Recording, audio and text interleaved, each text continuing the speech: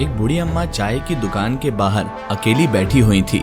कई दिनों से उसने ठीक से खाना तक नहीं खाया था। हिम्मत जुटाकर उसने खुद के बेटे को फोन कर दिया, शायद उसका बेटा उसकी मदद कर सके। बेटे ने फोन उठाया तो माँ ने बोला, हेलो बेटा, कैसे हो? बेटे ने जैसे ही सुना माँ की आवाज तो झुंझलाकर बोला, माँ इस समय क्यों फोन किया तुमने? तुम्हें पता है ना ये मेरे काम का वक्त है, मैं व्यस्त हूँ। माँ बोली, माफ कर दे बेटा, मैं तुझे परेशान तो नहीं करना चाहती थी, लेकिन 10 साल हो गए बेटा मैंने तुझे देखा नहीं, सोचा आज तुझसे बात कर लूं। बेटा तू मुझसे मिलने कब आएगा? बेटा प्यार से बात करने की बजाय गुस्से में बोला, माँ देखो अभी मुमकिन नहीं है ये सब बातें, खर्चे बहुत बढ़ गए हैं, मुझे अपने परिवार की देखभाल भी तो करनी होती है ना। माँ की आंखों में ये सुनकर आंसू आ गए।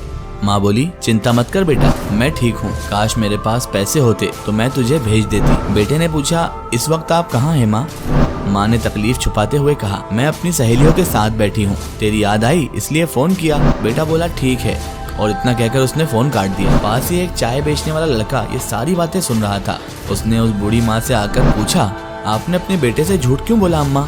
तो वो बोली, मैं अपने बेटे के लिए बोझ नहीं बनना चाहती, अब मेरे पास उसे देने के लिए कुछ भी पैसे नहीं है। तभी वो चाय बनाने वाला लड़का बोला, देखिए अम्मा, माँ कभी भी अपने बच्चों के लिए बोझ नहीं होती, और आप चिंता मत कीजिए अम्मा, आज से आपकी सारी जरूरतें मैं पूरी करूंगा। क्या मैं आपको माँ बुला सकता हूँ? माँ की आंखों में आंसू आ गए, लेकिन इस बार वो दुख के आंसू नहीं थे, बल्कि एक उम्मीद और एक खुशी के आंसू थे।